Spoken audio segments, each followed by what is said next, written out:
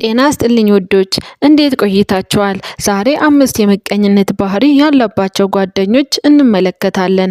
አንዳንዴ የአንዳንድ ሰው ባህሪ ምንም ምክንያት ሳይኖረው ምናልባት ከኛ የበለጠ ኑሮ እንኳን የኖሩ እንዲህ አይነት ባህሪ ሊኖራቸው ይችላል። ስለዚህ አንዳንድ ሰው የምቀኝነት ባህሪ ሲኖረው የሆነ ነገር ፈልጎ ነው ወይም ከበስተጀርባው የሆነ ነገር ስላለበት ሳይሆን በቃ እንደዚህ አይነት ባህሪ ያላቸው ሰዎች አሉ በህይወታቸው። በመልክ በጣም ቆንጆ ሆነው በልጠውን እንዲህ አይነት ባህሪ ሊኖራቸው ይችላል። በጣም የተሻለ የተሳካ ቤተሰብ ውስጥ እየኖሩ እንዲህ አይነት ባህሪ ሊኖራቸው ይችላል። 5 የምቀኝነት ባህሪ ያለባቸው ሰዎች ምን አይነት ምልክት ወይም ባህሪዎች ናቸው የሚለውን ካየን በኋላ እንደዚህ አይነት ባህሪ ያለባቸው ሰዎች የስራ ባልደረባ፣ ጓደኛ፣ የትዳር አጋር፣ ጎረቤት የምቀኝነት ባህሪ ስናይባቸው እኛ ምን አይነት ጥንቃቄ እናድርግ እንዳንጎዳ የሚለውን እንመለከታለን። ለምሳሌ ዝናብ ቢዘንብ ዣንጥላ እንደምንይዘው ሁላ እንደዚህ አይነት ባህሪ ያለባቸው ሰዎች ጋር ስንሆን ምን እናድርግ የሚለውን መጨረሻ ላይ ነግራቸዋለሁ። እስከ መጨረሻው ተከታተሉኝ ውዶችዬ። ይሄንን ቻናል ሰብስክራይብ ካላደረጋችሁ ሰብስክራይብ፣ ላይክ አድርጉ። ሀሳብ አስተያየት ካላችሁ ኮሜንት ላይ ጻፉልኝ። አመሰግናለሁ። አሁን ወደ ጉዳያችን። አንደኛ፣ ይህ በጣም ብዙ ጊዜ የሚታይ የምቀኝነት ባህሪ መገለጫ ነው። በቀልድ እያስመሰሉ ሞራላችሁን የሚነካ ነገር መናገር። ሰው ፊት በቀልድ እያስመሰሉ የእናንተን ክብር የሚያዋርድ ነገር፣ ማንነታችሁን የሚያወርድ ነገር በቀልድ እያስመሰሉ ጣል የሚያደርጉ ሰዎች የምቀኝነት ባህሪ ያለባቸው ሰዎች ናቸው። የእውነት ጓደኛችሁ ቢሆኑ ኑሮ እንኳን በቀልድ አስመስለው በአሽሙር ሊናገሯችሁ፣ በስህተት እንኳን ማየውን ቀልድ ከቀለዱ ይቅርታ ይጠይቋችኋል። ስለሚወዷችሁ፣ ስለሚሳሳላችሁ፣ እንደራሳቸው አድርገው ስለሚያዩአችሁ፣ ስሜታችሁን ስለሚጠነቀቁ። ቀልድ እያስመሰሉ የሚነቅፏችሁ ከሆነ ሆድ ያባውን ብቅል ያወጣዋል ይባላል። ስለ ስራችሁ ሊሆን ይችላል፣ ስለ ትዳራችሁ ሊሆን ይችላል፣ ስለምትለፉለት ነገር ሊሆን ይችላል፣ ስለ ምርጫችሁ ሊሆን ይችላል። ቀላሉ እንደውም ስለ ምርጫችሁ። እያንዳንዳችን የተለያየ ምርጫዎች አሉን። ስለ አለባበስ፣ ስለ ጸጉር ስታይላችን ወይም ስለ አረማመዳችን በቀልድ እያስመሰሉ እቺ ሸፋፋ ወይም በቃ ውርድ የሚያደርግ ነገር። በተለይ እንደዚህ አይነት ቀልድ የሚመጣላቸው በግሩፕ መሀል ነው፣ ሰው ተሰብስቦ። ምክንያቱም እነሱ ውስጣቸው ሁልጊዜም የሚፈልጉት ነገር እናንተን ከተሰጣችሁ ጸጋ ማውረድ ነው የሚፈልጉት። ምክንያቱም አንዳንድ ሰው ምንም የተለየ ውበት ሳይኖረው ከፈጣሪ የተሰጠው ግርማ ሞገስ አለው። ያ ሞገስ ጸጋው ነው። ያንን ጸጋ እናንተ ምናልባት ፊል ላታደርጉት ትችላላችሁ። እነሱ ግን ያዩታል፣ ይረብሻቸዋል። በቃ ያ ነገር ስለሚረብሻቸው ሳያውቁት ውስጣቸው ምቀኝነት አለ። ስለዚህ አጓጉል ቀልድ እንደው በስህተት የምትቀልዱ ካላችሁ ምቀኝነት እንዳያስመስልባችሁ ተጠንቀቁ። ቀልድ ለዛ መዓዛ ሲኖረው በጣም ደስ ይላል። ለዛ መዓዛ ሲያጣ በተለይ ቀልድ እያስመሰሉ ባለቤቱን፣ ጓደኞቹን፣ የስራ ባልደረቦቹን፣ ጎረቤቱን ቀልድ አስመስሎ አሽሙር መናገር በጣም መጥፎ የምቀኝነት ባህሪ ነው። ድንገት አነጋገርና ቀልድ የማታውቁ ሰዎች ከአፋችሁ የሚወጣውን ነገር ተጠንቀቁ። ምናልባትም ያላሰባችሁትን ነገር ሰው ፊት ስትታዩ ምቀኛ ሊያስመስላችሁ ይችላል። በተለይ በዚህ ዘመን ቀልድ እያስመሰሉ የሰው ልብ ይሰብራሉ። ቀልድ እያስመሰሉ የልባቸውን የሚያወሩ ሰዎች አሉ። ከነዛ ውስጥ እንዳትመደቡ። ቀልድ በጣም ጥንቃቄ የሚፈልግ ነገር ነው። ሁለተኛ፣ ሁሉ ነገር ላይ አቃቅር የሚያወጡ ሰዎች። ሁሉ ነገር ላይ የሆነ ለምሳሌ ቤታችሁን ቀይራችሁ መጥፎ ነገሩን ብቻ ነው የሚያዩት። መልካሙን አያዩም። መልካችሁን፣ አለባበሳችሁን፣ መጥፎን ነው የሚያዩት። እንደዚህ ሆኖብሻል፣ እንደዛ ሆኖብሻል ምናምን የሚሉ ገብቷችኋል አይደል?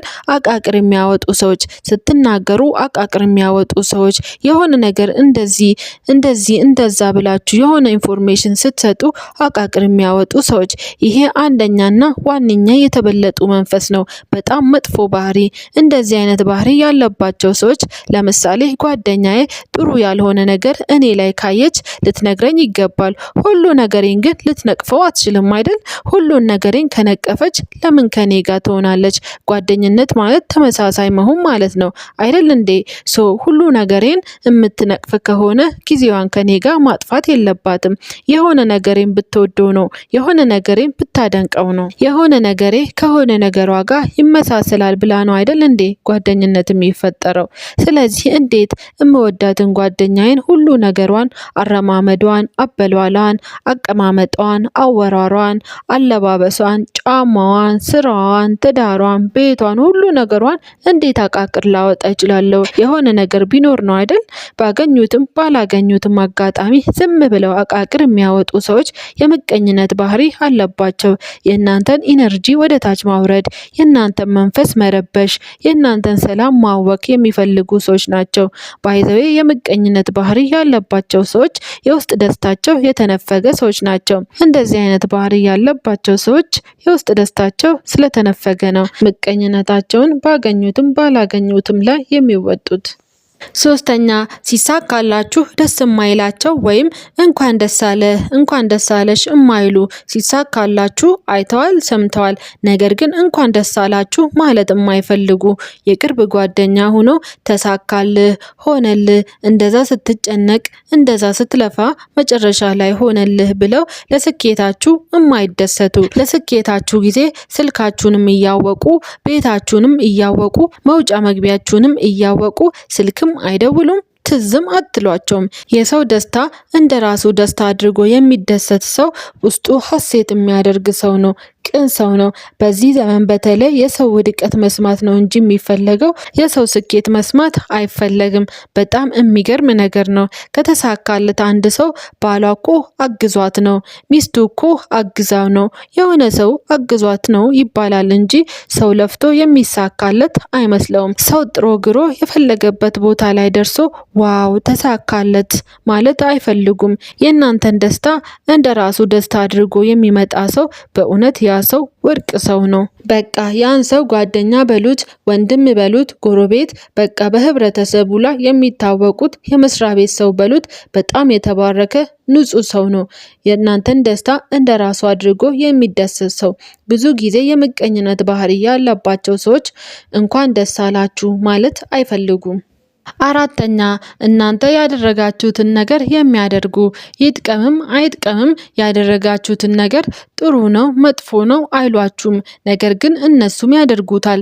ለምሳሌ የሆነ ኮርስ ስትወስዱ ከተመለከቷችሁ ይጠቅማልም አይጠቅምም ብለው ሳያስቡ ያንኑ ኮርስ ከእናንተ ተደብቀው ይወስዳሉ። አጋጥሟችሁ ያውቃል? የሆነ ቤታችሁን ስትቀይሩ፣ የሆነ እቃ ስትገዙ ያምራልም አያምርምም ሳይሉ እቤታቸው ስትሄዱ ያንኑ እቃ ገዝተው ታገኛላችሁ። አጋጥሟችሁ ያውቃል? የሆነ ልብስ ስትገዙ እንግዲህ ብዙ አይነት ልብስ አለ።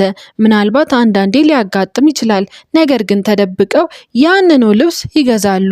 ሳይናገሩ ጸጥ ብለው የእናንተን ሳያደንቁላችሁ ያንኑ የገዛችሁትን ይገዛሉ። የከለር ልዩነት እንኳ ሳያደርጉ አንዳንዴ ንግግራችሁን ሁላ ኮፒ ያደርጋሉ። አምስተኛውና የመጨረሻው ሚስጥራችሁን የሚበትንባችሁ ሰው። ሚስጥራችሁን የሚበትንባችሁ ሰው መጠንቀቅ ካለማወቅ የተነሳ ሚስጥርን ካለመያዝ የተነሳ አይደለም። አንዳንዴ ሊያመልጥ ይችላል። በተለይ ግን እናንተ የወጣችሁበትን የገባችሁበትን ያሰባችሁን ያስከፋችሁን ያስደሰታችሁን እዚህ መዛም እየሄደ የሚበትንባችሁ ሰው የእናንተን ስኬት የእናንተን ሰላም የማይፈልግ ሰው ነው። ስለዚህ እንዲህ አይነት ባህሪ ያለ በት ሰው እናንተን ይመቀኛችኋል እንጂ ቢወዳችሁ ቢጠነቀቅላችሁ የእናንተ ሚስጥር እንደ ራሱ ሚስጥር አድርጎ ይጠብቅላችኋል። የስራ ባልደረባ በሉት፣ ስተት ቢኖርባችሁ አርፍዳችሁም ቢሆን የሆነ ከእናንተ የማይጠበቅ ነገር ተፈጥሮ ቢሆን እንደው እናንተን ብሎ እንደምንም ስራችሁ ላይ ችግር እንዳይፈጠር ብሎ ሽፍንፍን አድርጎ ይጠነቅቅላችኋል እንጂ አሳልፎ አይሰጣችሁም አይደል እንዴ? ስለዚህ ባገኙት አጋጣሚ ሁሉ እናንተ እናንተን አታክ ለማድረግ የሚፈልጉ ሰዎች የምቀኝነት ባህሪ ያለባቸው ሰዎች ናቸው። እናንተ በሌላችሁበት ቦታ እናንተን እንደሚጎዳችሁ ስለሚያውቁ ያዩትንም ያላዩትንም ፈጥረውም ቢሆን ስለ እናንተ ማውራት፣ ስማችሁን ማጥፋት ይፈልጋሉ። ይሄ ውስጣቸው ካለ ከምቀኝነት የሚመጣ ነው። መቼም ስለ እናንተ የእናንተ ሚስጥር እናንተ በሌላችሁበት ቦታ እናንተ በማትፈልጉት መልኩ ከእናንተ በላይ ስለ እናንተ አውቃለሁ ብለው የሚያወሩ ሰዎች መቼም ይወዱኛል፣ ይጠነቀቁልኛል፣ ሴጣን አሳስቷቸው ነው እንደማትሉኝ ተስፋ አደርጋለሁ። ለምንወደው ሰው ሚስጥሩን ልክ እንደ ራሳችን እንጠነቀቅለታለን። ገበናውን ልክ እንደ ራሳችን እንጠነቀቅለታለን። አደባባይ መሃል አሳልፈን አንሰጠውም። ሲወራ ሲነሳ እንኳ ብንሰማ አሳልፈን አንሰጠውም። የራሳችን ሰው ስለሆነ ንብረታችን ስለሆነ ስህተት ላይ ብታዩዋቸው እንኳ ጆሮአቸውን ጎትታችሁ ለብቻቸው ምከሯቸው እንጂ አሳልፋችሁ አትስጧቸው።